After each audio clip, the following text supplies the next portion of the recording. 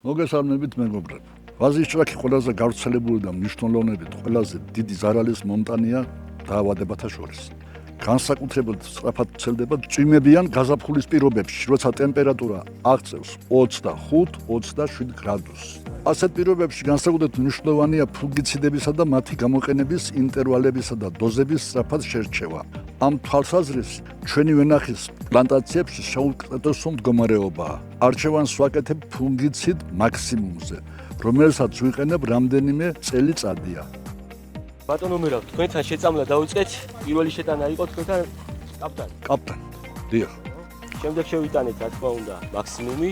იდეალური მდგომარეობაა. მაქსიმუმი გვაქვს შემოტანილი ორჯერ, ხო? დიახ, ორჯერ. ყვავილობის დაწყებამდე გვაქვს მაქსიმუმი. და შემდეგ უკვე, რა თქმა უნდა, ყვავილობაში ეხა არის რომ ყვავილობაში შემოიტანე. დასრულება არ არის ჯერჯერობით, მაგრამ ო, დასრულებისკენ მიდის, ხო ბატონო? დასრულება არ არის, მაგრამ ვასრულებ რომელი ფოთოლი მოგიწყვიტო, შეეხედე საიდანაც გინდა უყურე. არავით არის ჭრაკი, არავით არის არაფერი არა. უკვე ყვავილობაშია და 4 ჯერ გვაქვს შეწამული, რა თქმა უნდა და იდეალური მდგომარეობაა ვასში.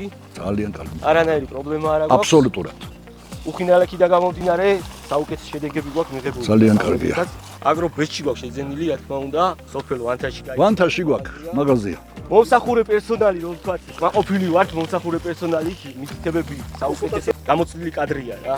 ნებისმიერ სიტუაციაში ფოთოლი ბიჩვენებია და თუ რა ხსნარი უნდა მიესხეს მომენტში, ყოველთვის საუკეთესო სიტუაციას ასე ვთქვათ და აგეთ ვხედავთ ფაქტს. ყვავილობა ნორმალურად მიმდინარეობს და ნორმალურად დავასრულებთ დაწინებულია.